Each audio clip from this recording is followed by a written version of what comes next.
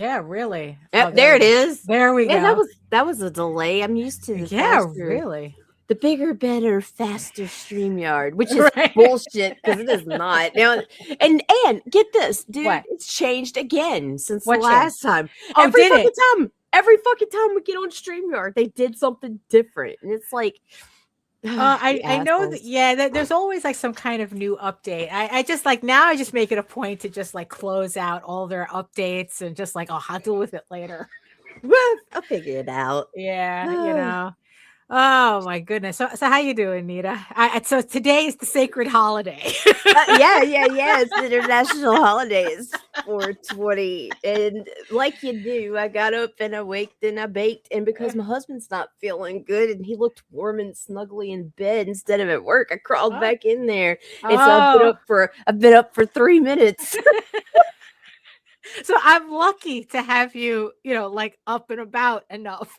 Well, at least now all you have to do is the holy day. You have to say blessed. Oh, yeah, you're blessed. You're too blessed to be stressed. Right? Good morning, everyone. It is April 20th, 2026, and this is the Ragin to the vlogs. Yeah, there's things and stuff. I don't even know. There's a lot to catch up on, I guess. Is there? Did I lose you? I don't even know if there's that. Oh my goodness. So are you ready for this? Absolutely not, but hit it. Here we go.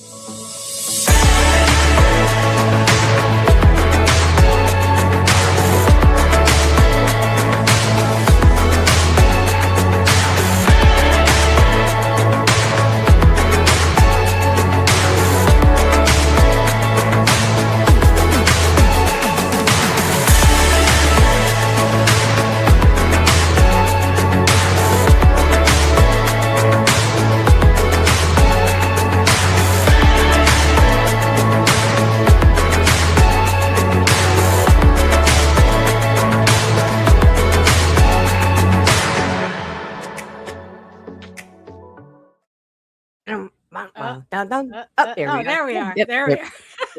It's just gonna take a second. I just gotta get my bearings over here. Right, exactly. So good morning, everybody. Good morning. So who's joining us in the chat? Oh, hello, Nicholas. Hello. Good morning. Good morning. Good morning. And yes, I see you, our beautiful eyeball people watching from regions beyond. If you're joining us from Facebook, come on over to YouTube and join the sexy people in the chat and keep them company.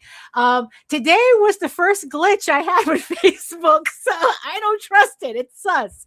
I went to post the StreamYard, and for some reason, Facebook made two versions of it. Like it made a copy, like two streams on Facebook. So I deleted one, but like every time I go follow the link, it says like, oh, this stream has been canceled, but the other one, the duplicate, is still there, like nothing happened. So it's like, I don't know what's going on. Oh, fuck all that shit. Really. Oh, also heads up, Nita. It's I forgot to I think most systems are suffering a contact high today. I forgot to limit the commentary on the streams. I knew I was forgetting something because usually. Oh, great! So now all the fucking weirdos are gonna like start coming in. So just to give you a heads up. All right. Because I usually like limit the streams to like people who can comment to subscribers only, but I forgot to hit that. I've only been gone for 3 weeks and I completely forgot how to do this. Oh my goodness.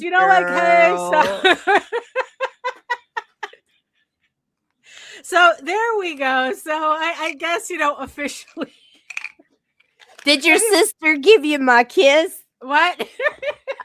I told you to kiss your sister. Lorraine says hello. Yes. Lorraine says hello. Oh my goodness. So, hello everyone. My name is Daphne Lage, and I am a cartoonist, illustrator, and comic book artist, self-publishing fantasy comics since 1992. You do the math on that. I am known for the furry fantasy adventure Tall Tales. Can you find the graphics? Are you looking for the computer? Hello? Oh, wait, hold up. Wait, what am I supposed to be doing? Bring up the Tall Tales card. Tall Tales. There we go. All right, yes, all right, I am all right. known for the furry fantasy adventure Tall Tales. Oh my god. And the medieval fantasy drama Eagle Raven, Heir of the First Unicorn.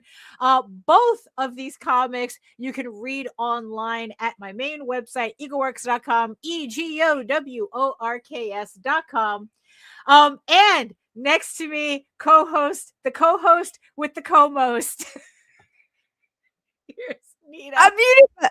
Hi, I'm Nita. I don't even know, man. I might have been better off not even showing up for you this morning. Well, at least now. So, how's the new desk setup? So technically, all you have to do is roll out of bed and into a chair, right? Pretty much. Yeah. Well, I got to walk around to Chris's side of the bed, but whatever. Right. His whole side of the room is now an office, so we don't have sides anymore. Oh, okay. But what the side of the room formerly known as Chris's, right? Yeah. So I'm a little surprised you didn't put your desk on your side of the bed. I did try that at first, but I didn't like the setup because it made the back door inaccessible. And my patio is like my fucking sanctuary. That is where I'm grounding myself and ignoring the world. Right. And I want easy access. I don't want to have to walk out my front door and maybe have to speak to a neighbor to go have my coffee in peace. And fuck them people. Right. Neighbors, people.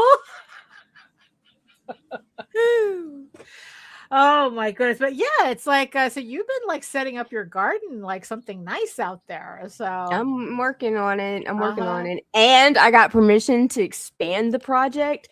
So yeah. So I'm gonna have a nice little rock fountain built out there and everything. And and I've been doing this myself. Like it's crazy. Like YouTube is amazing. Right. Thank you. I go to YouTube University. It is excellent.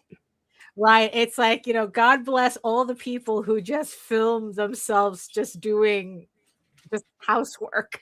Because like housework or simple repairs too. Right. Like our toilet wouldn't be flushed in the middle bathroom if it wasn't for Mercury Stardust YouTube. Oh, there you go. Yeah. No, it's like I learned how to rewire a lamp recently. Let's see what else did I do. I replaced a touch screen on a computer. Oh. Like I thought it would be something like so super complicated. Right. It was literally like just a bunch of tiny screws and one plug. Right. That was it. That was it. If your screen gets smashed, fix that shit yourselves, people. It's super fucking easy. That's funny. Yeah. If you have steady hands and good vision, you can do that yourself. Right. Which I have neither. Sometimes that's a good thing. I mean, the amount of times I have to switch glasses just at my desk, depending on what I have to do, is really annoying. But hi. I will not be able to do this today. I'm trying. Look, I'm trying. I'm here. Right. I'm yes. here. Yes. My presence is appreciated. Yes. It should be anyway. I know my worth. Yes, it is. The show just isn't even when I'm worthless. Oh, Jesus. Oh my goodness. So also before a little housekeeping, because I've been gone for a couple of weeks, so I'm now just kind of like catching up with everything. Speaking of, how's your mom's? Oh, she's good. She's good. Okay. So we went through the entire hassle of selling an apartment, moving my mom back to New York, and now she's getting used to this lovely November weather we're having in the middle of April. I I even had so to love put that. I can't I wait to come see all you guys now. it's like I had to break out a long sleeve because it's like it was like 80 degrees the other day and now it's like 30 something and it's like what the heck? It's almost the Oh, end of yours April. gave you days? You had Huh? days? We had Day. literal hours. Like, you woke up, walked outside. Right. I was like, oh shit, you come back in because your nipples are sharp, and you put Right. on long sleeves to go back out, and then you And you're got sweat up and sweating. down your butt crack. Yeah, Like, no, what it is this? really. So it's like Flattery there will you get you go. everywhere, Nicholas. Absolutely, Nick. Absolutely. But yeah, so everything's good. So now it's just all about acclimating to the new normal that's here. But it's Right, not that right. bad. I'm so excited. I love your Yeah. mom. Yeah. I do too. Okay, back to business. I'm Right. sorry. Yeah. So no, it's okay. So yeah, so the other housekeeping that we have, that also the other things that I had to keep to kind of like remember that we are doing. Oh, so excuse me. So we have launched Adventure Finders, which is the first book out of the Indie Comics Network channel. I guess that it is a collaboration with Rod Espinoza, and this is a fantasy comic that he has been doing at the moment exclusively on his Patreon, and this is going to be the first time that we are helping him. She does. Right? We are helping Rod put together a trade paperback for the first time of his series. The thing is that Rod is in the Philippines and he can't run a Kickstarter from there. So we are collaborating with him for everybody to get this collection of Adventure Finders, which is a really, really nice fantasy book. I've been putting together the files for it, and even I want this book. So I'm very excited for this campaign. We're very, very close to reaching goal. And yeah, so the link to this is the link to everything that I want to show here is going to be in the chat. So if you want to check it out. Also, the next campaign is also where's my there we go. Is JD Calderon's Magi's Grace. This is Magi's Grace issue 3, issues 1 through 3. It's a story about some paranormal not investigators. They're more like they're more like a cleanup crew for the supernatural. And this is the ongoing story. It's issue 1, 2, and 3 of a 4-issue limited series, drawn by C. Michael. Oh yeah. He does. Yeah, he actually drew the book. I sleep with that guy. Right. So yeah, so okay. JD Calderon wrote it. C. Michael Lanning drew it, and we have 14 days to go left on the campaign. So this is issue 1, 2, and 3 of this 4-issue limited series. And last but not least, I mean, I didn't even know this went live, and I had to scramble. How are you on my socials and not know it went live? Because I don't have Facebook anymore on my phone. Oh, that's right. I only have Messenger on my phone, so I don't miss any messages. But if anything on there forces me to go to Facebook, I have to wait till I get in front of my computer. And Rob Multari's Snowball Volume 1 is now live. And I have to admit, he kind of made it difficult for me. Show that hardcover. It is gorgeous. He made it difficult for me. So he has now, on this one, he has this beautiful die cut hardcover, right, along with this really, really beautiful looking, just beautiful cover from Mog Park, on the soft cover. So I had to sit here going, oh, really? Which one do I get? But in the end, I decided to go with the soft cover so that it matches the rest of the Nightwolf soft covers that I have. I mean, oh my god, I didn't even consider that. I just fell in love with the leather. Right? Yeah, it's like Yeah, it's a faux leather. That is so gorgeous. Yeah, with a die cut, with a die cut, so you could see the tartan pattern. And it's like it has gold foil. I mean, he really went out on this. All he needed was like the painted edges, and it's like, Rob, he should make that a stretch goal. This should have painted edges. Why doesn't this? He needs to make it a stretch goal. Gilded edges are like a couple dollars. Yeah, to go with the gilding on the foil on the cover. I mean, it's so just funny. Like I really had to sit here and go, God damn it. But in the end, I ended up getting the volume 1 soft cover, so that it matches the other books that I have. So if you want to, or if you, this is, you want to finally pick up this soft cover, I think it's what collects issues 1 through 4 of Snowball. It's on Kickstarter right now. Link is in the chat. If you like fantasy werewolves, because who doesn't? I mean, there are people who don't, but you're lame. Yeah. Can't help you there. You're in the wrong place. Right, exactly. So you can pick up your copy. Like I said, the link is in the chat. So, oh my goodness. So let me just there we go. So that's basically the 3 campaigns that I'm catching up on right now. So it's like I said, I've been, a couple of weeks away, it's like acclimating my mom back to New York like a beta fish in a plastic bag. Oh. But no, it's working out well. It's working out well. So so like I said, it's just getting used to the new normal, and but I still have to do work anyway. So that doesn't change. Work doesn't change. We don't know her. That's true. People who don't like werewolves, we don't know her. Nope.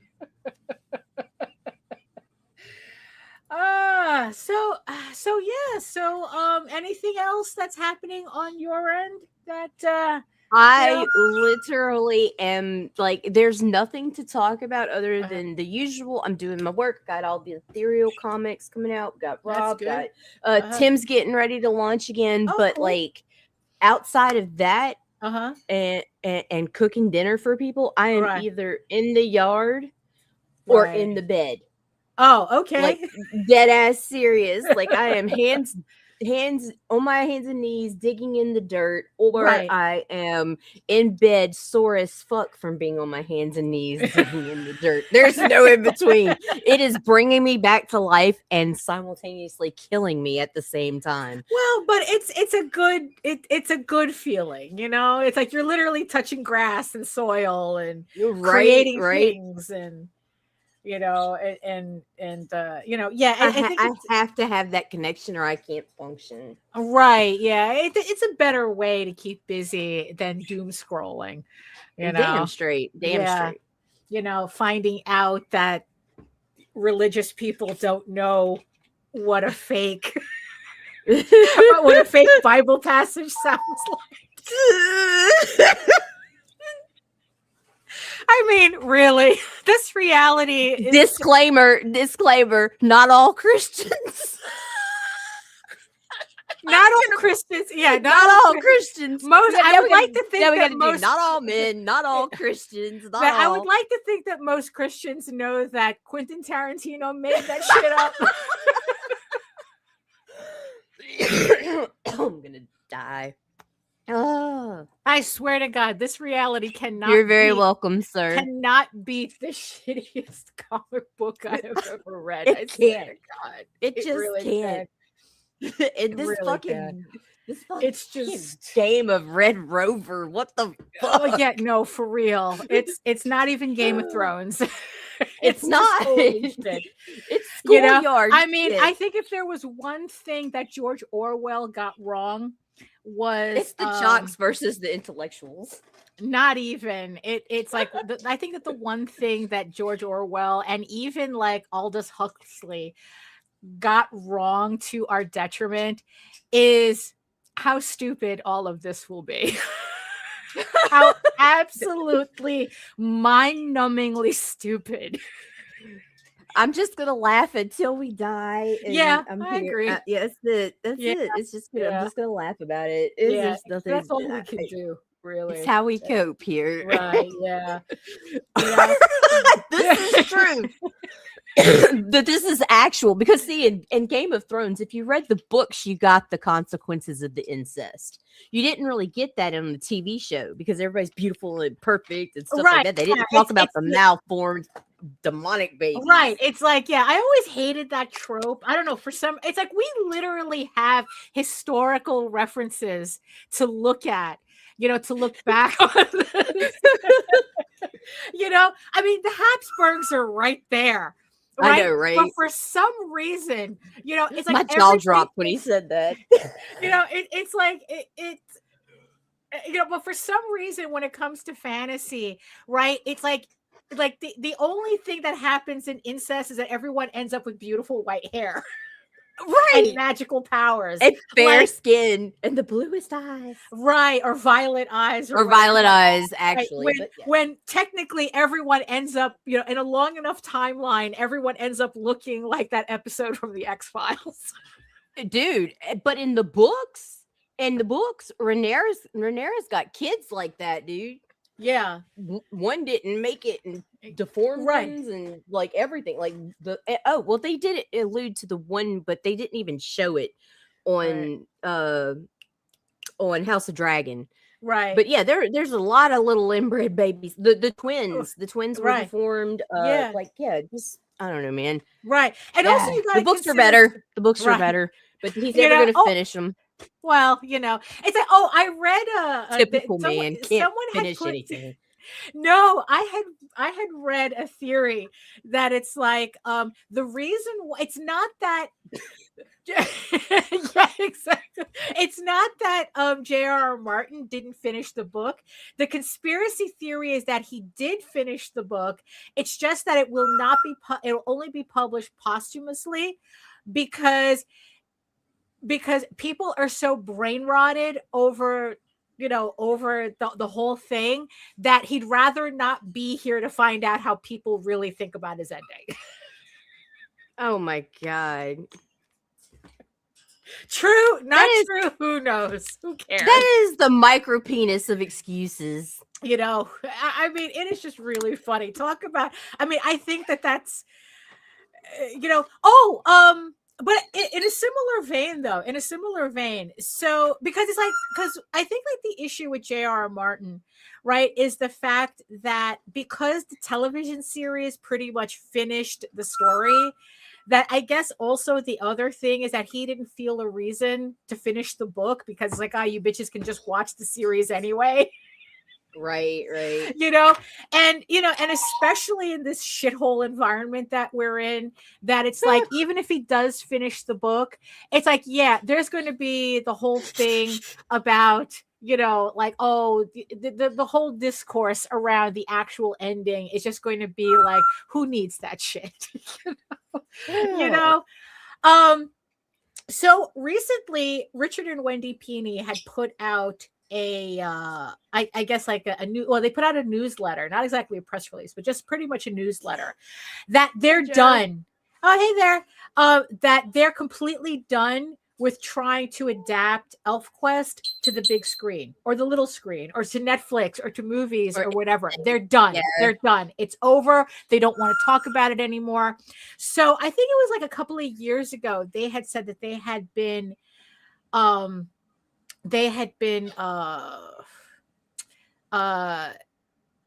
I guess like they were made an offer. I don't remember if it was Fox for Netflix or it was supposed to be like they got made an offer for an ElfQuest television series, either like for Netflix or something. And these people had said that they were huge fans and they wanted to make a faithful adaptation and this, that, and the other thing. Right. And I guess a couple of weeks ago, because that's when I saw the original post that I think Richard had done. The thing was just dead in the water. That he just made the announcement that it's like it's not going to happen. The deal is finished. It's not, and he went through this entire interesting article, pretty much showcasing every time they got, studios came to them to like going, oh, it's like, we want to do ElfQuest and blah, blah, blah. And how each of them ended up in disaster. And it seems that when it comes to Hollywood, when people say that when if anyone comes up to you saying it's like, oh yeah, we're a fan, we want to make a faithful adaptation, the caveat is that what is their interpretation? We want to be faithful as long as we get to change everything about the book that we love. Because every single studio told them the same thing. We love it. We want to, this, that, and the other thing, but we need to change everything about it. Right. So the first one was the CBS Saturday morning cartoon, which happened around like in the late 80s. Right. They got made that off in the late 80s. And they wanted to turn it into like a little kid slapstick shit like the Smurfs. Oh, that would be beautiful. And polyerotic elf colony, right? Oh no, right? Yeah, that'll go over so well with a million moms. Well, it's like, the thing that they really needed changed that kind of like that killed the deal was that they said you have to make Lita white. There is no way an interracial couple. You don't know about that? That it's like they had said that there's no way we're going to put an interracial couple on Saturday morning. I heard of like delays or denials over homoeroticism. They didn't even get to that part yet. I mean, it was just the whole thing that it's like, we cannot have an interracial couple on Saturday morning. And not only do you have to lighten up the kids to make them white, but you have to reverse their personalities because there is no way we're going to put a tomboy girl on Saturday morning as well. Wow. And it's like, then you're not making ElfQuest then.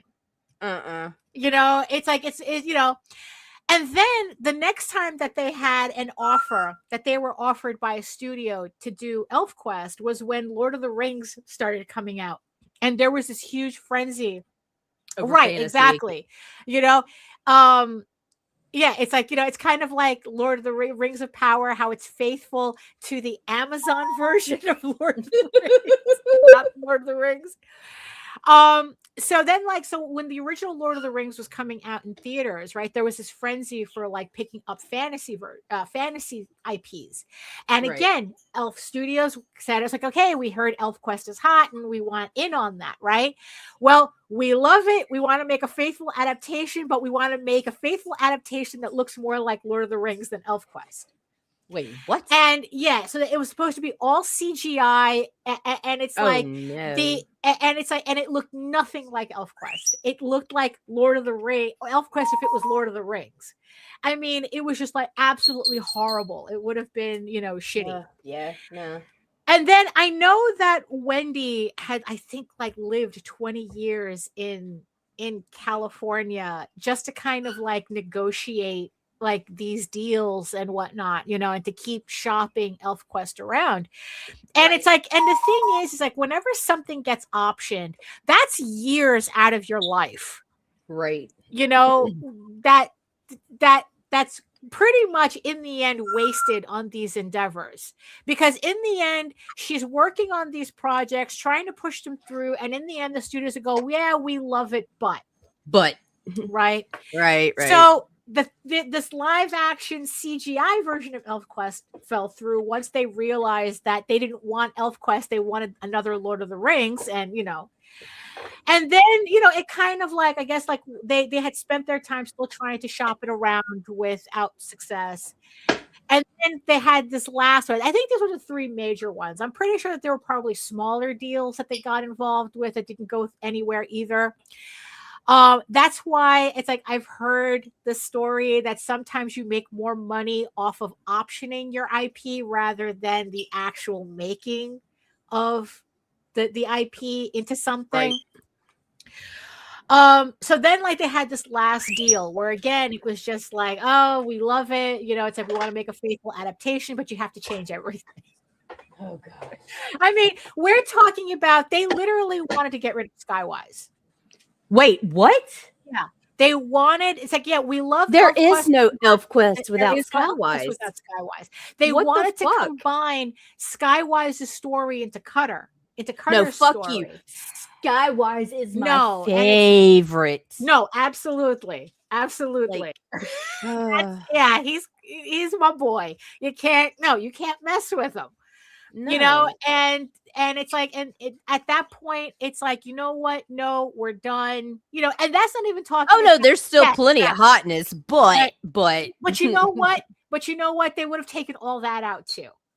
Because it's like you said, it's like, really, it's like, because honestly, it's like, you know, probably some of the reason they wanted to get rid of Skywise was because of kind of like the homoeroticism that's in that relationship. Right. Yeah, right. You know? Which is a very beautifully written relationship, you know, by the way. And you know, and it's like, and it's like, no, and at that point, Richard and Wendy are like going, no, if you're not going to make Elf Quest, either Elf Quest is done the way it is, or it's not Elf Quest, which means you can go do your own shit and have nothing to do with us. So they finally closed that chapter. They says, you know what, everybody, you know, by this point, everybody has come up with their own version, their own mental version of what an Elf Quest movie would look like. And he goes, you know what? Nothing can top that. And I go, well, actually, yeah, one thing can top that. And it's another audio drama, which I hope that they consider. Did you say that? You should totally. No, I forgot to. I forgot to. Oh my gosh. The audio drama was amazing. Because the audio drama that they had kickstarted several years ago was absolutely amazing. And so it was an audio drama done for Fire and Flight, which is the first book. And you know, and for a bit, you know, like Richard, and I asked Richard if there was going to be another one, if they were going to continue. It's like, I don't know, blah, blah, blah. You know, we don't want to write anything off, right? And I think that had to do with the fact that if there was going to be a television series, he didn't want to put that effort into making the audio drama when the, you know, but now that the television series is out of the way, that's done, it's dead, you know, we can render that horse body into glue. That I'm kind of hoping that puts the audio play or whatever, you know, the audio movie back, you know, on the table, because it's kind of different. You know, it's complicated, Nicholas, because they want to make toys that the kids want too, I bet. Well, we can't have that now, right? And you got to remember too, the gay hockey show is an accident, right? I don't think. Right. If children touch gay action figures, they immediately turn into homosexuals. Right. Because we know this to be true. Facts. You know? So you know. So I'm hoping that gets put back on the table, because that audio play thing was amazing. It really was. You know, I've listened to it like 4 times now. Yeah, no, I have to listen to it again. You know, we listened to it together. Yeah, we did. Yeah. Okay. Absolutely. Oh my god, I can't believe I forgot that. I still, and it's like, I still have the links to the sign language version. Right. Because if you just go to the regular links on YouTube for the audio version, you get a lot of commercials. But if you listen to the sign language version, for some reason, it doesn't have the commercials. So, you know, we learned that. So be deaf and go listen to it. No, because it's really.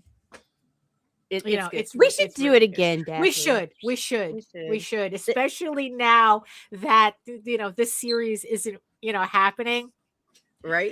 So, but there was one thing that they had said that I found interesting and kind of weird, and I don't know, maybe, you know, I'll ask I'll eventually ask Richard if he can kind of like expand on it.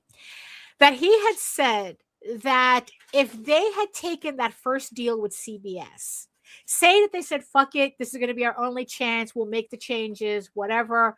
We'll take the deal with CBS. That he said that most likely that show wouldn't have lasted to its second season.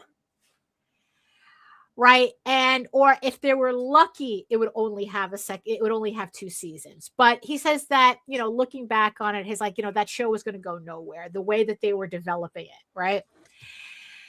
And he had said that because of them rejecting that first offer and not doing the Saturday morning cartoon, that's the reason why we even got the Elf Quest that we got today. Huh. Because he said that pretty much if that had happened, they wouldn't have finished the series. Oh, wow. And I found that, like I said, I found it odd and disconcerting, because it's like, this was supposed to be Wendy's magnum opus, right? Right. And to think that it could have stopped then and there because of a shitty television version of it. Like, I don't know if maybe like they felt that it would have killed the potential of the comic book, or it would have killed interest, because if it had a failed Saturday morning, everyone would have said, well, that means the comic is a failed comic. Or I don't know. Like I said, eventually I'll probably ask him if he could kind of like expand on that. Like, what did you mean by that? Dude, we should have them on. Or just Richard. Right. Or it's like, would Wendy have just said, fuck it, this failed, so why bother with the rest of the comic? I don't know. Miss Peony is a funky character. She's feisty. Right. So that's why I'm kind of like, I find it a little hard to believe that would have killed the series completely. I do see. That's her passion. Those are her babies. But I'm glad it didn't. I'm glad that that's not what happened. Right. But I would like, because it's like, especially lately, right? I mean, it's like, getting to the topic, right?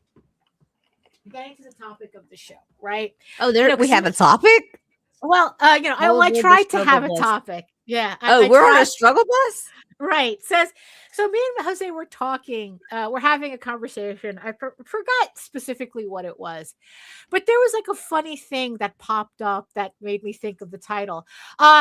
Joe says, that's interesting. Would the cartoon change the trajectory of the source material where the magnum opus couldn't be done because of TV lore? I have no idea what it was. But again, that kind of goes back to Game of Thrones, right? Where it's like, maybe the television series changed his interest / trajectory of the book to an extent that he doesn't know how, like, he hasn't figured out how to I don't want to say he doesn't know, but he hasn't figured out how to meld the two.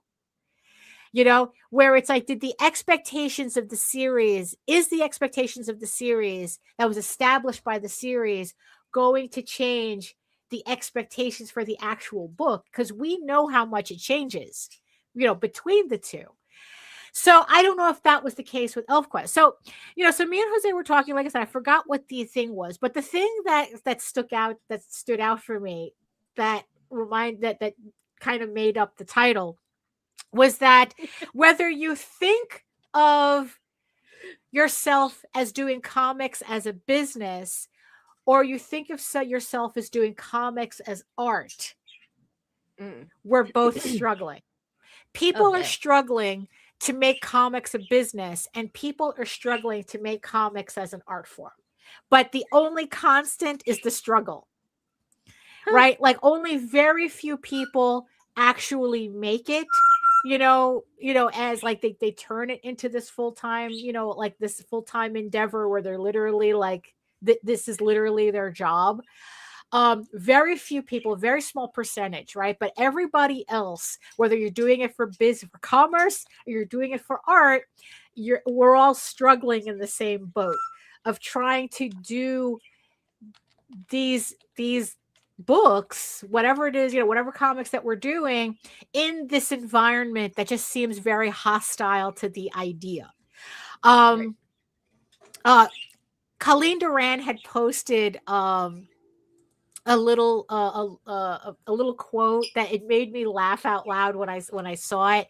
To paraphrase that, to be successful in comics, you have to be adept at being a good business person.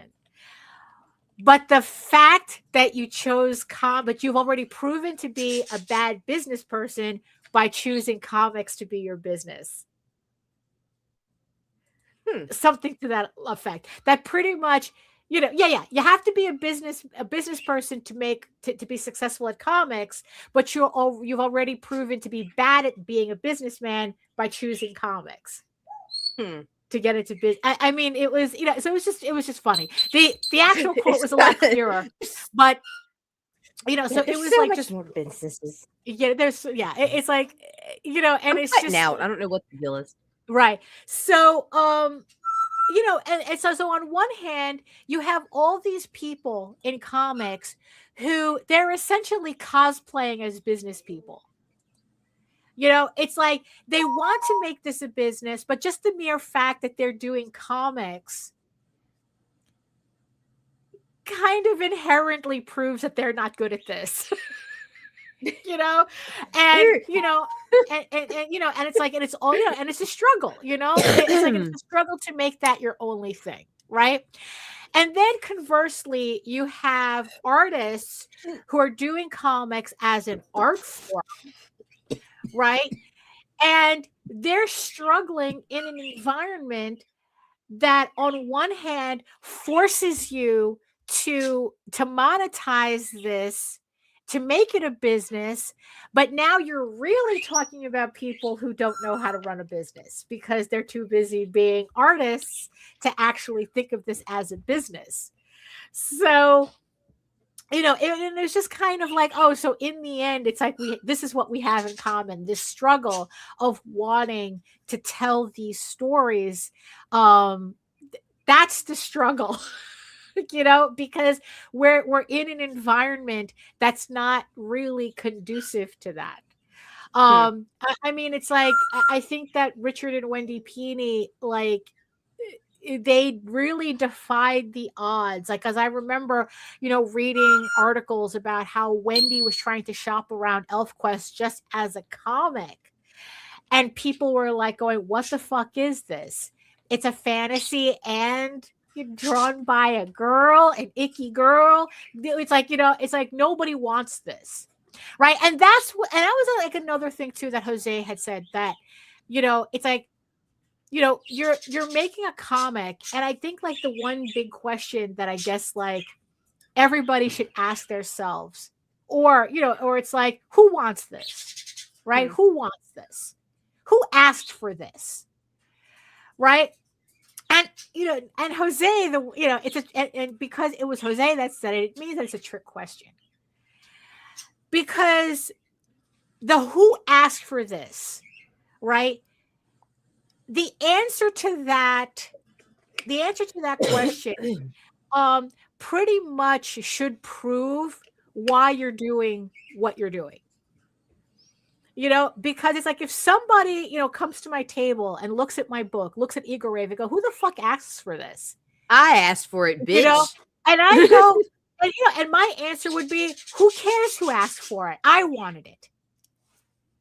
And it's like, and that's always going to be my answer. I don't care if you don't want it. I wanted it. I wanted this book to exist. That's why it exists.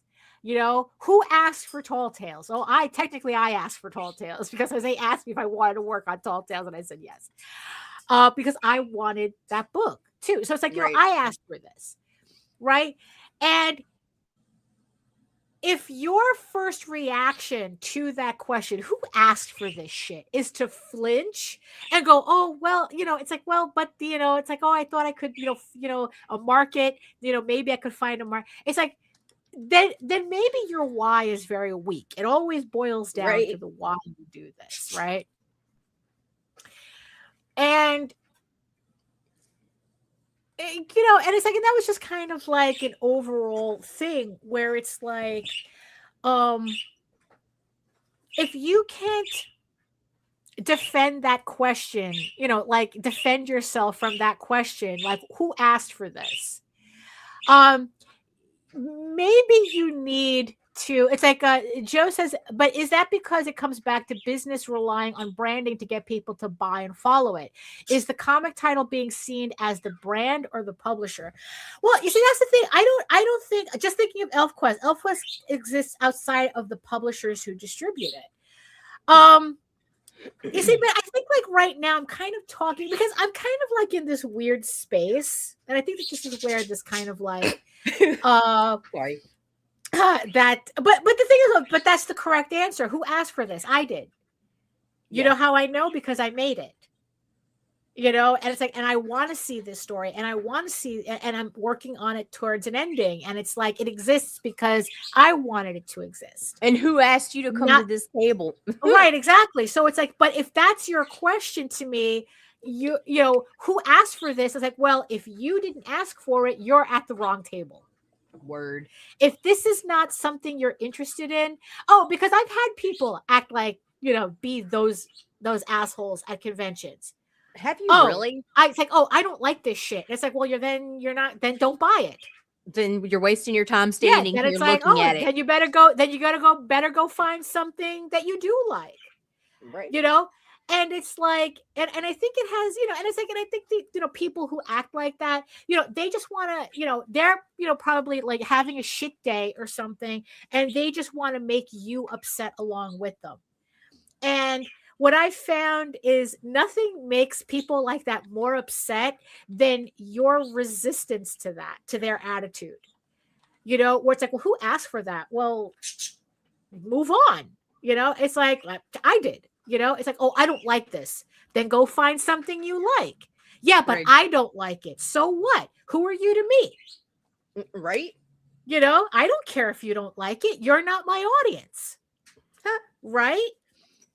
And it's like, and it's just kind of like really strange, right? And that also led to like another like thought that I had too, where it's like the idea that I don't want everybody to be in my audience.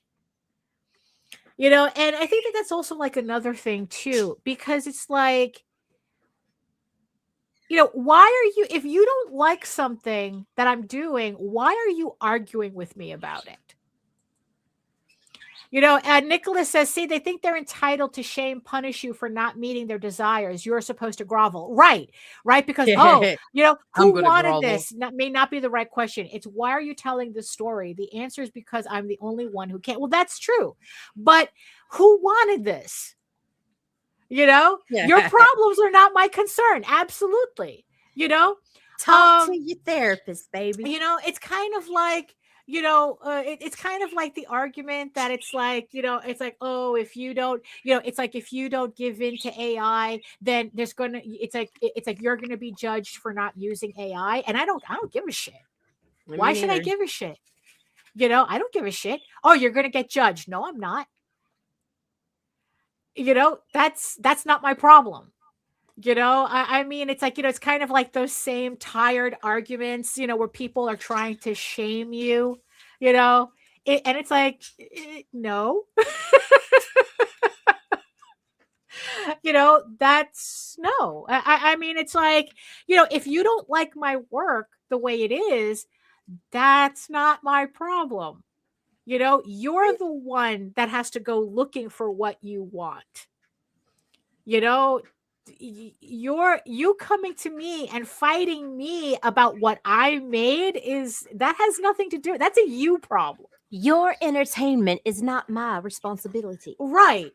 Because if this isn't what you like, then why are you here? Why are you arguing with me? And it's like, and it's always like, well, it's like, you just lost a customer. I never gained one. Had one. What? I never had one. You were never my customer. Why am I going to fight for you? You just lost a customer. You know that bullshit, right? Because it's like, that's usually the thing that comes out eventually when you're having that type of stupid argument, right? Like I said, I've had these stupid shit conversations at conventions. I could do that. So go do it. Last I checked, I was the one behind the table, not you. You know, like all those little stupid passive aggressive, you know, commentary. And, you know, and it's like, and yeah, and that only like reminded me, it's like, you know what? I don't want you, if this is how you're going to be, I don't want you as part of my audience. You know, yeah, that's like, but it's like you said that they want me to grovel for their attention, and it's like, no, you're not the only person here. You know, so I don't have, yeah, I don't beg, not for stupid shit like that. I bet you would, though. You know, and I think, hey Lou, and you know, and I think that, you know, there's kind of like this thing. It's like, oh, the audience. And I'm like, you know, there are people in that audience I don't want. You know? You know, it's like they may think they're part of my audience, but you know, like I don't know, like kind of like there's this, you know, like, so on a previous show I talked about how Gemini tried to make AI images of Eagle Raven without me asking for it. Right? And it prompted something. It popped up something, like I said, I didn't get a good look at it. I just got enough of a look to know which scene it had taken the prompts from. Right? Because I was using, you know, it's like, it was just like I was trying to find something. I was just trying to figure out like something for an Instagram carousel, and Gemini popped up artwork for that carousel without me asking for it. Ew. And I knew which scene it had taken it from. I had recognized, I saw just enough of the image to recognize what scene it was.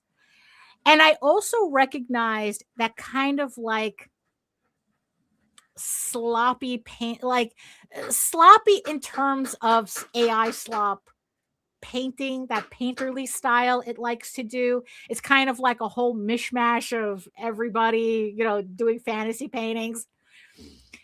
You know, and I saw it for a split second and I just closed out. I was so mad I closed out the entire browser.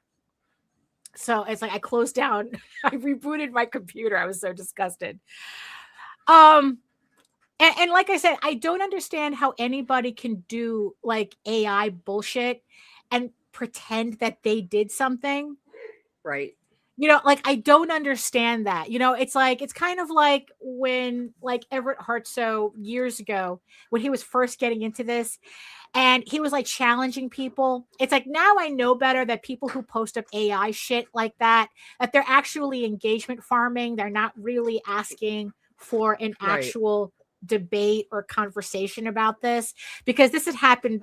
Some nobody artist. This happened to me just very recently from a writer that I once really loved and respected. And now I'm really disgusted. But so Everett Hartsoe had posted up the original sketch that he did, and then he posted up the AI version, slop version that came out, and he was trying to act like they were both the same thing. And pretty much everyone was going, "You stupid." Right? And I go, "Okay, you know what? I'll take you up on the challenge." Right? And I told him, it's like, look, this is your artwork is something that I can actually, oh my God, Einstein's acting up. So don't ignore that noise in the background. He's busy. Yeah, he's busy. He's busy building IKEA furniture in the cage, I think, or something. I don't know what he's doing.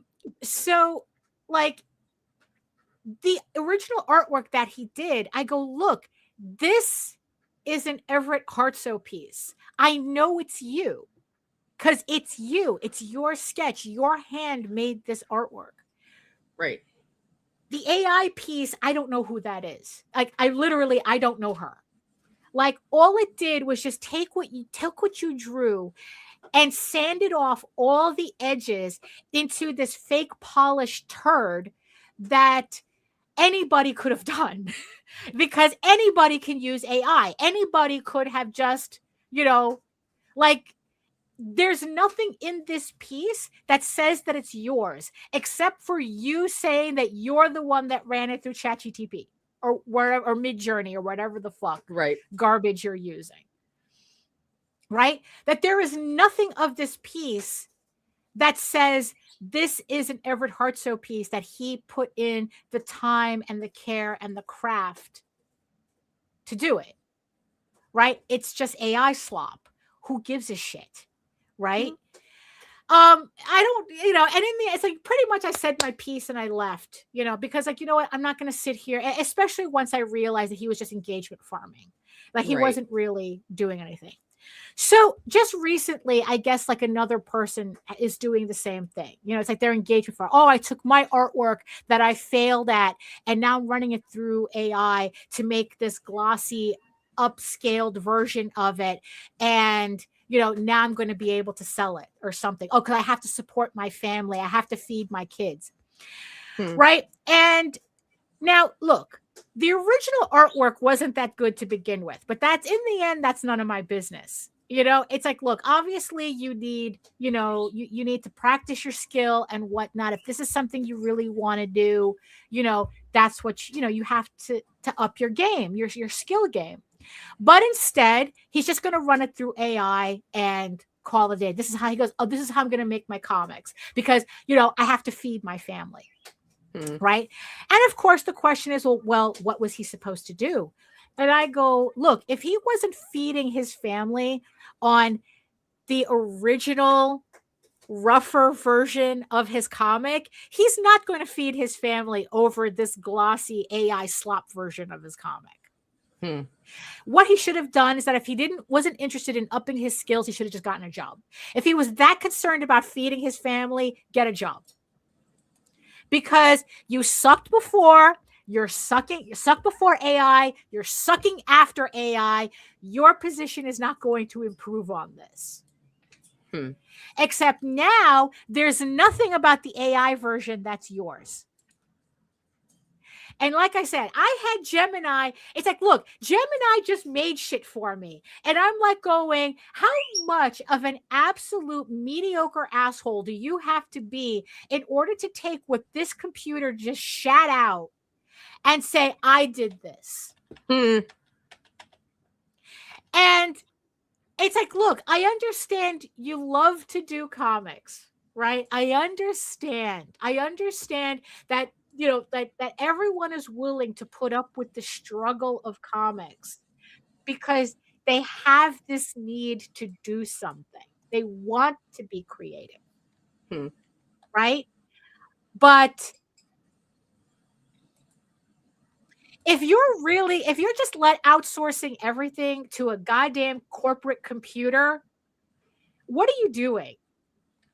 Because like I said, you suck before, you're going to suck after. Garbage in, garbage out. The age-old, number one rule of computers: garbage in, garbage out. Just because the shit looks like a shitty version of Larry Elmore doesn't mean that all of a sudden people are going to start flocking to your book when they were ignoring it before. And not only that, so it's like, so here I have Gemini making fucking AI Eagle Raven slop, right? That I didn't ask for. It just made it. Right? And it's like, you know what? People who it's like, and I've said, and I've kind of like in very low moments have said, oh, I think, it's like maybe if my artwork were better, people would enjoy Eagle Raven more, or people would be attracted to my book more. Right? Everybody goes through that. But it's like, you know what? I don't want an audience that's made up of people who are wowed by AI garbage. No. I really don't. Like honestly, Gemini doing that shit for me was just like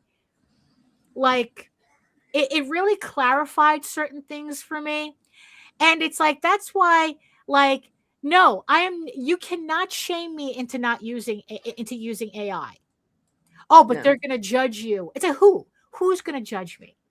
Who? Some mediocre loser who only sees what? Really? Someone's opinion I don't give a fuck about. I'm gonna worry about that. You know, I'm going to worry about some goldfish brain who can't tell, who does it, who just sees this as content.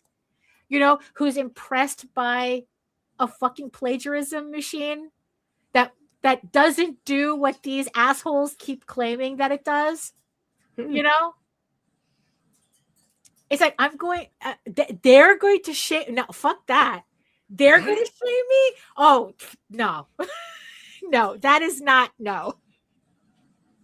You know, and it's like, and here's the thing. And also, the other weirdest thing about that post was that the guy was feeding his kids. Yeah, you know what's funny? I have never heard anybody say that they needed to use Photoshop because they have to feed their kids. Oh, you know, it's like I'm you know, it's like, oh, I have to. Woe is me. I can't support my family, so I have to use Photoshop. I have never heard that argument.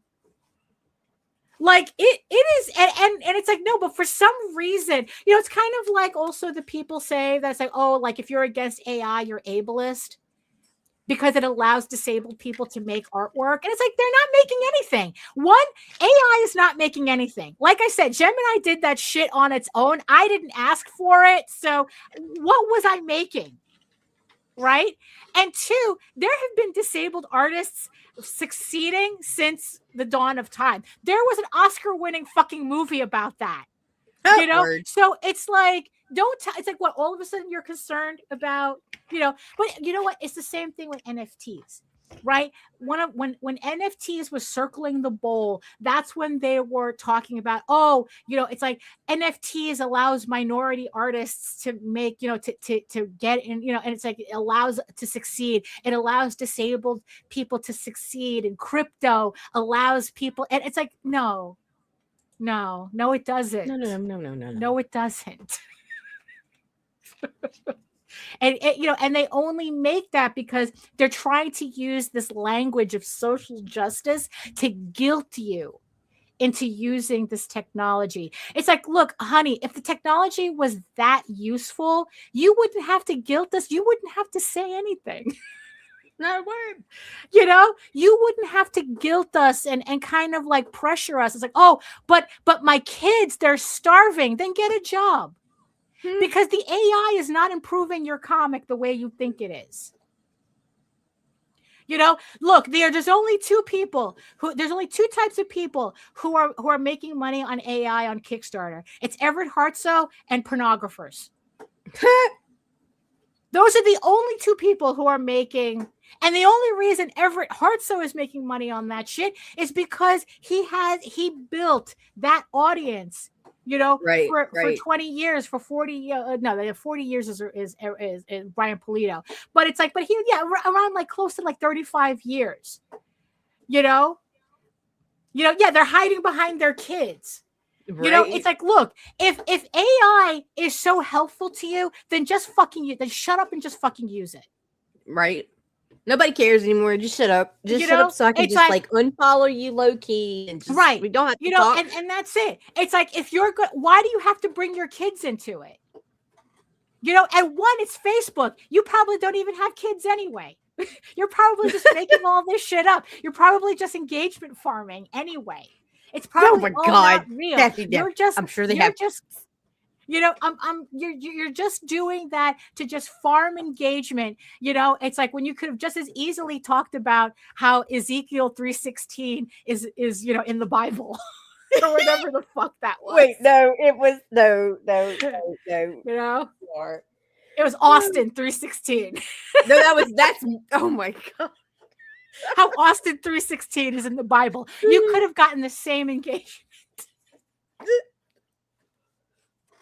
You know, so it's like, yeah. So you know what? It's like, I'm suspicious of anybody who has to defend has to hide behind their kids or their poverty or their minority status to use AI. It's like, look, if it's that helpful for you, just fucking use it and shut up.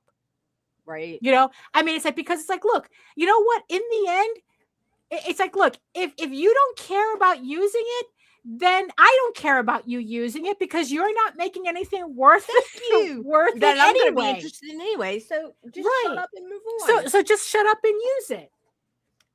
You know, but what you're trying to do is guilt me into not judging you. And it's like, nah, bruh. That's been done already. We're way past that. Right? We're way past you being judged on using this garbage. You know? It's like I said before, they're not angry about us not using AI. They're angry about us judging them. And it's like, that's not my problem. That's a you problem if you're upset at me judging you for that. Just like the idea of and them just like it's a me problem for judging you. Okay, so let's just that's my business. Yeah, right, exactly. That's my business. You know, me judging you is my business. If you want to use that, you think Everett Hartsoe gives a shit? No, of course not. He's too busy making his thousands of dollars, his 5 figures on Kickstarter, and then selling the rights to Hollywood. You know, it's like, that's what he does. That's his business model. You know, so it's like, who gives a shit?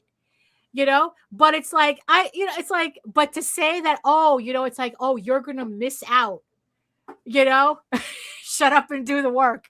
Yeah. Shut up and do something. You know, that's what I'm saying. And thank you. Yes. You know, I mean, it's like, you know, it's like, oh, you're going to be left behind. No, I'm not. You're going to be judged for not using AI. No, I'm not. I'm not going to be judged. And if I am, I don't give a fuck. You know, and like I said, who's doing the judging? Why do I give a shit? Why do I care? You know? You know, if anything, acknowledge me, Cyberlink. Yeah, no, that's exactly what it is. That's exactly what they're doing. You know, and the thing is, though, and it's like, look, it's kind of like, you know, it's like, look, if you want to scream your poverty as to why you're using AI, right? Which in the end, that is the idea, that it's like only poors are going to use AI, because you think any of these goons selling this shit allow their kids to use this garbage? Of course not. You know, there's a reason why, you know, these rich people schools don't have iPads and shit in them. Right. You know, like that, but extra art programs. Right. They have all the art programs. They have all, you know, the all the music, and they have the music. Well, but we're the ones who are supposed to use AI. Remember, it's like AI is going to be the new poverty indicator. And this guy was proving it. That's like, oh, I am in poverty, so I have to use AI. And it's go, bro. It's like, if I'm going to fight for something, it's not going to be for your right to use this shit. No. You know, and yeah, it's, you know, it's like, I'm going to fight for your right to be able to get jobs that pay living wages, that pays, you know, it's like to create, I'm going to fight for a society that allows you to live so that you can create honestly. That's what I'd rather fight for. I'm not going to fight for a poor person's right to use AI. I'm going to fight for that, for people to stop being impoverished, purposefully impoverished. Remember, poverty is a social construct. Poverty exists because capitalism needs poverty to exist. Poverty is created. It's not a personal failure.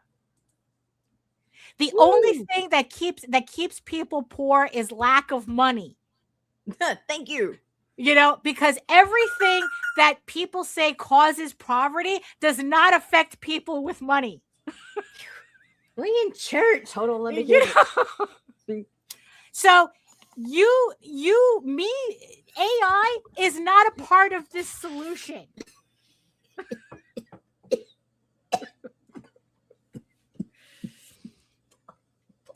So that's not what I'm going to fight for. The fact that you Whew. think that you need to use AI to feed your family, those are two different issues. Because AI is not going to fix it. That part. It's not going to fix that part. No. Why? Because you were a mediocre creator before, and you're going to continue being a mediocre creator, and AI is not going to fix that for you. It's literally just polishing a turd, which means that you have other issues you need to fix first. And one of them may be just getting a job. Fuck. You know?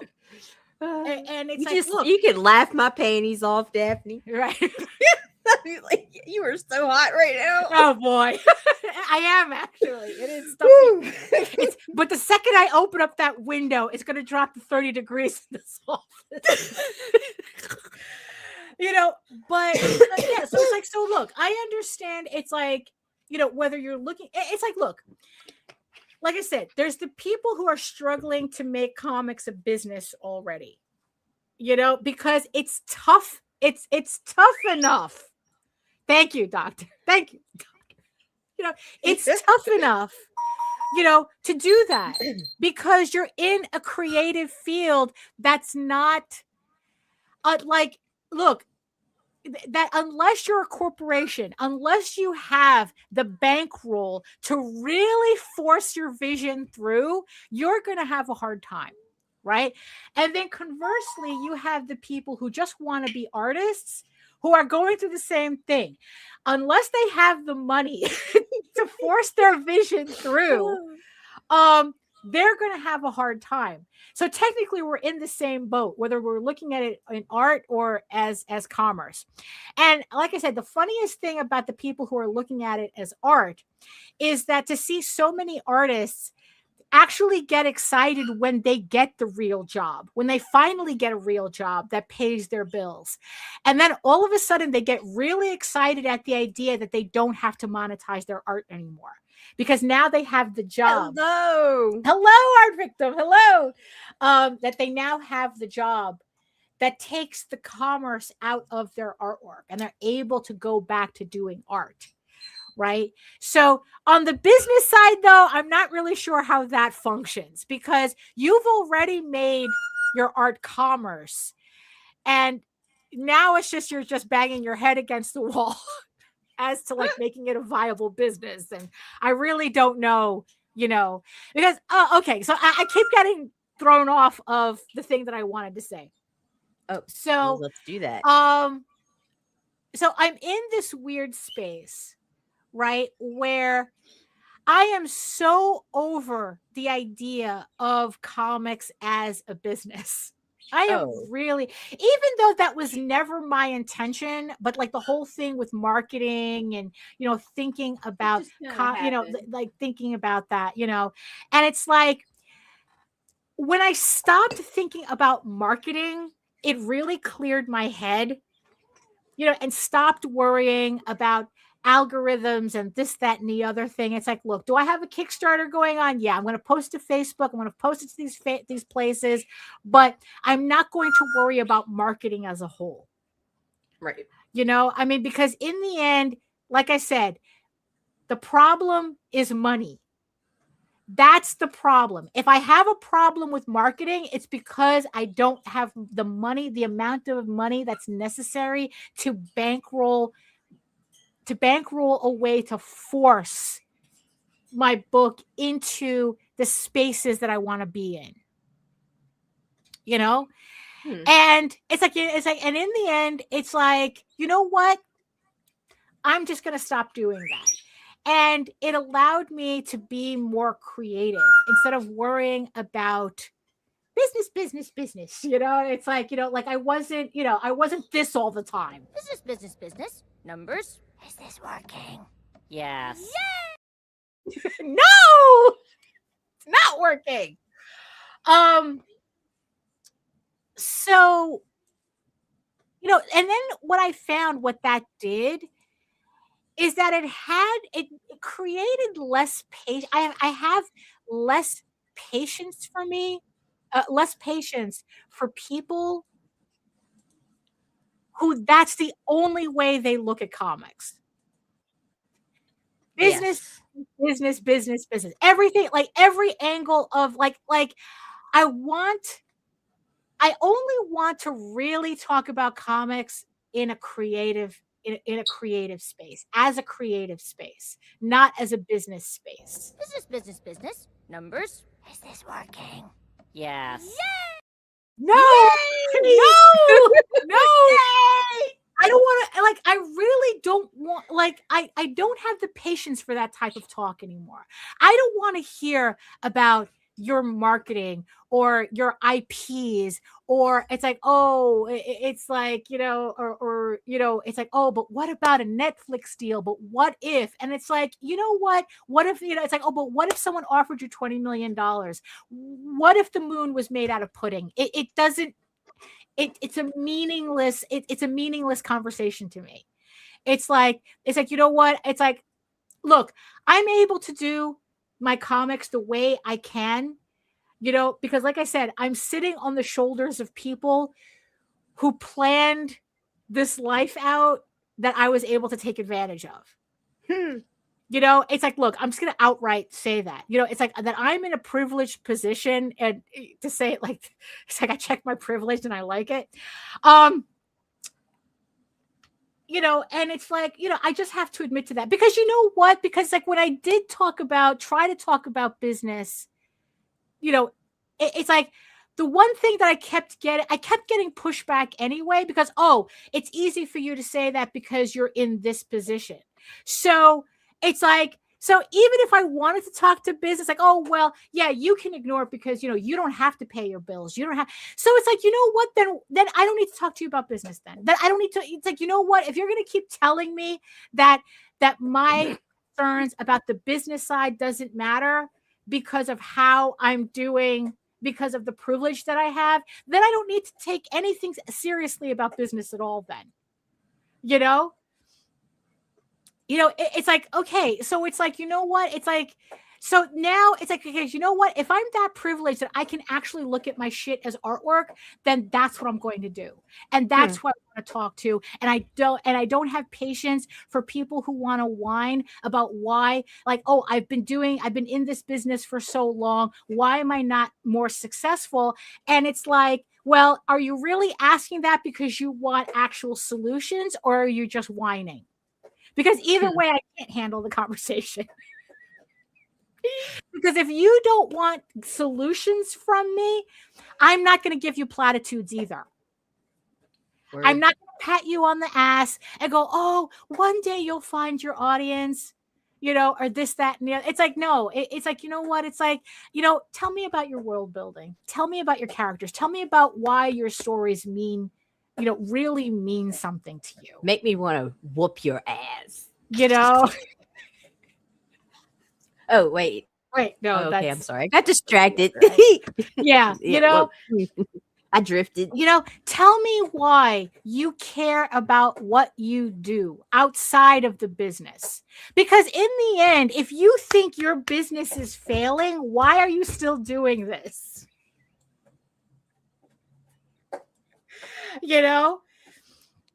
Well, people forget about that. The whole it's like, yeah, it's like, oh, Michelangelo and this, that, and the other thing. Why were they doing the Sistine Chapel and artwork is like this? It's like, yeah, it's the Medicis, bro. It's the Medicis. The Medicis made it happen. But you know what? The version of the Medicis now, they're trying to force AI on everybody. Eugh. You know what? And you know what? The one thing that the one conversation I definitely cannot have with somebody who is, doing this AI slop shit is, why do you care? What is it about your work that makes you care? I can't have that conversation with AI assholes. It's like, because you didn't do anything. You put in a prompt and the thing shit out slop for you, and I'm supposed to pretend that this means something? It's the same thing. Like I said, it's like with the with the editor who said that that they get around AI submissions by asking directly about the book to the person who wrote it. Because if they actually wrote it, they won't shut up about it. Meanwhile, AI authors have no idea what you're talking about. Because what kind of thought process do you put in seconds worth of work? You know? Like if you can type in a prompt and an AI can write a novel for you in 40 minutes that you could just put up on Amazon, what can I talk to you? What can you tell me about it? You know, what, that you wanted to see a book with your name on the cover? You didn't need AI for that. You could have just photoshopped that shit and call it a day. I have crayons. You know, like I'm in this like kind of like this position where it's like I want to hear more about people's work in a more creative angle. I want to hear why you're doing this. Why, it's like why this excites you. Why are you in comics, for fuck's sake? You're here for a reason. Tell me why you care. Tell me why you love this. You know? Because if you don't enjoy this, if this is just, you're just making product and at the same time you're complaining as to why you're not more successful, why are you here? Because obviously you're not good at that either. Oops.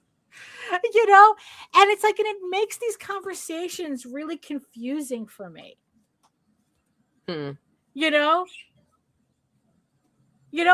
it's like, if you're going to ask the question, why am I not succeeding at this? But you don't want to really think about the answers to that. And mind you, look, the answer probably has nothing to do with the work that you're making. It's just that we're in a shit environment for this. And unless you have the bankroll to push your vision through, it's not going to happen. Sometimes it's just that. But it's like, for some reason, it's like, oh, well, do you want to really have a conversation as to why you're not succeeding? People, it's like, oh, you're going to tell me I suck? I don't know. Do you? Do you suck? I mean... Or, it's like, or it's just that, and you know what? And even if you did, how do you feel about the work you're making? Do you enjoy your work, the work that you're doing? Do you enjoy making it? Is that, it's like, is that, like, if you were in front of a fortune teller and you ask the fortune teller, what's my future in comics? Right? And... will I ever be rich and famous from comics? Will I ever support myself on comics? And the fortune teller goes, nah, this is it.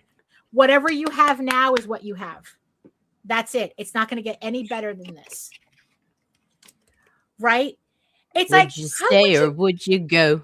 Right. Like, how would you react to that answer? And that's not even like talking about quality of work or anything. Like, we're not even talking about anything else. It's just the idea that if this is all you're going to have, this is as high as you're going to go, right? What would you do with that information? For me, I wouldn't do anything. I would just be like, oh, okay. Now that takes a lot of pressure off. I could just continue doing what I'm doing and not worry about it. That would be my reaction to it, to that question. It wouldn't affect anything that I'm doing, because it's like, I'm telling a story that's entertaining me first. And it's like, and I do have about 100 people who regularly, 130, 150 people who regularly read it. And it's like, you know what? Have you had 150? Have you tried to fit 150 people in your own house? That's a lot of people all of a sudden. I am not even interested in that many people. So it's that's like too much. Right. So it's like, okay, It's like, all right. So like I said, it takes a lot of pressure off, and it's like, okay, I'm just going to do what I'm going to do. But what if, but it's like, so yeah. So it's like, so how would, so it's like, again, like how strong is your why? For, you know what, in the end, forget about the quality of your work and whether people like your work or don't like your work. It's like, look, not your audience, not everybody is part of your audience. Not everybody deserves to be part of your audience. Are you so focused so much on the money and not the story and art? It's not getting the option more important than finishing the story. Will you quit if you didn't sell one issue or finish the story? Again, why? Is your why strong enough?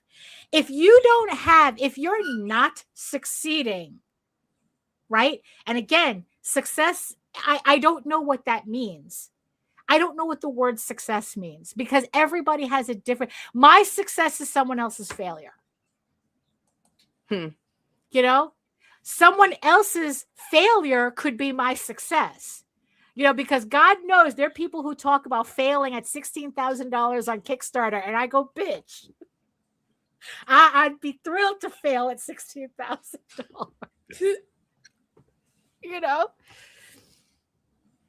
So it's like, so I don't even know what success means. Like, what is it? It's like, why are you here? Right. And the thing is, though, it's like, and I'm not asking that question for people to be defensive about it. I'm asking that question for people to like, it's like, if you're consider it, Jesus Christ, some self-reflection here. Some self-reflection. Right. But I've been told that asking for self-reflection is too much. That's too much of an ask. That it's kind of like personal accountability is pretty expensive too. And it's like, look, it's like, I don't know. I don't know. These headphones, I don't know, bugging me. Maybe I need to get new headphones. I don't know. You're pretty. Stop it. You're so cute. Thank you. You're welcome. 10 would hit. Right. Oh, thank you. So I don't know. I mean, it's like I don't know. It's like I said, maybe I'm just in like a weird space where it's like this whole comics as a business thing. I just find tiresome. And it's like, and I'm trying to find another outlet. And I guess like, let me throw this idea because it's like, I don't know. It's like, sometimes I really play around with the idea of maybe just doing like another show where I'm just like, I don't know. Like sometimes I feel like going back to doing interviews again, but it's like, I'm just talking to people about the creative aspect of their work. Good luck with that. You got to find people who can carry that conversation. I mean, and that's kind of like it's my passion project, strong female character, and all the other. And then it's like they just move completely into marketing. Yeah, like as opposed to like like talking about why they do what they do.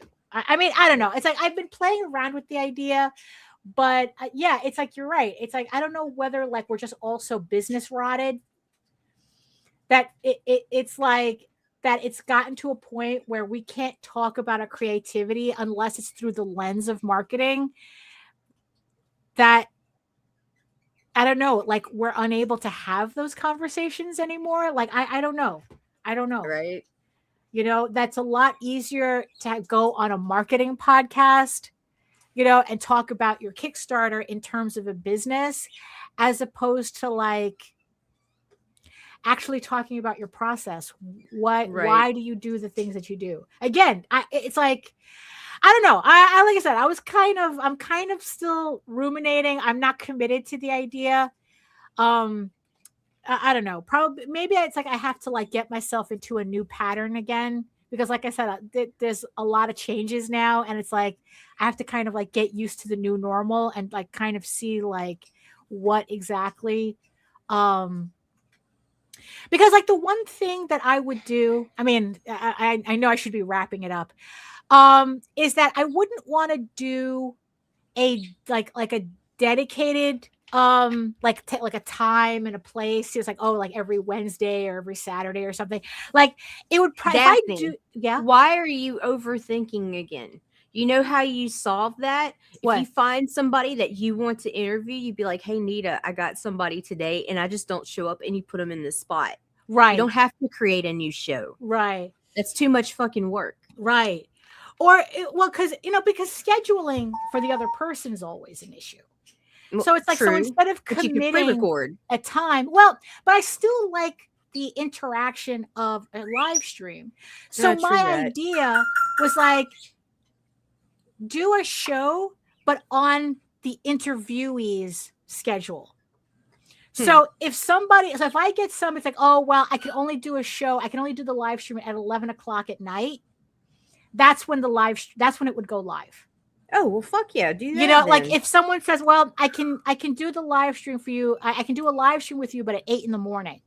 That's when it would go live. Oh, there we go. I have my first. There. Okay. So people do like the idea. So, so it wouldn't be a set schedule. So pretty much you would have to follow the channel. Right. For you to catch these live streams, because it wouldn't be on a set schedule. Right. So that's kind of like, so I'm trying to figure out see the viability of these logistics. Yeah. So it's like it'd be, so it's like, okay, so because I don't want to lock anything in, because I know that there's certain times where they're just not available. And that adds to the difficulty of getting guests on such a show. So I don't know. I just got to think about it a little bit more. Actually, I just got to get myself to a point where I feel like I can commit to a show like that. Right. But yeah, probably I just have to grab somebody. It's like, okay, let's do this show. And never get a guest when their Kickstarter's live. Everybody wants you when you got a live Kickstarter, and because that's all the conversation's going to turn to. That's a good point.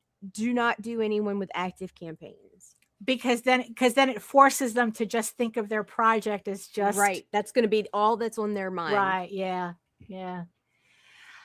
So yes, I still got to think about that, but or commit myself to it. I'm not ready to commit to it yet. Hey, I got to pee. And I'm actually hungry. So yeah, you know what? Let's wrap this up. So thank you everybody for joining us in the chat and keeping us company. Thank you so much to all of our beautiful eyeball people watching us from regions beyond. And while you're joining us here, whether you're catching us right now or you're catching us on the replay, make sure you like, share, subscribe, and hit that notification bell so you get notified whenever any of our shows go live, especially this secret one, not so secret one that I'm thinking of doing. So, any final thoughts, Nita, except for that you gotta go bathroom? I just gotta pee, and I want to see if I have munchies. Oh, there you go, because I definitely do. If you want to learn more about me and my artwork and my Kickstarters and everything else, you can head on over to my main portfolio site at egoworks.com, EGOWORKS, where you can read Eagle Raven, Heir of the First Unicorn for free. But if you prefer your fantasy to be more of a furry Lord of the Rings adventure, you can follow the link over to Tall Tales. That's TAILS online.com, and read the archive of over 1,000 hand-drawn pages there. Keep you busy. If you wanted to do anything else but doom scroll and try to figure out whether certain Bible phrases are fake or not. And don't forget, while you're on either the websites or even just now, don't forget to sign up for my newsletter. Hit the link there where you can keep up to date with all of my art, my sketchbooks, my comics, and Kickstarters, like I said before. And while you're at it, just by signing up, you get a free PDF comic bundle.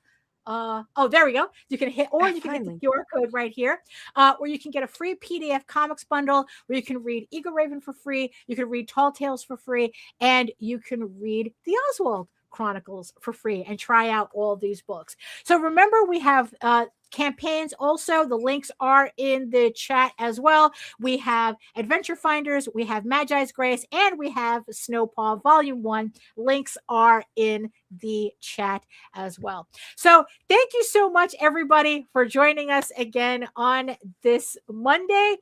And in the words of the ancients, eat your food, moisturize, mind your business, and do the work. Because when you actually do the work, you never have to fake any of your accomplishments. Thank you so much again, and we'll see you next time.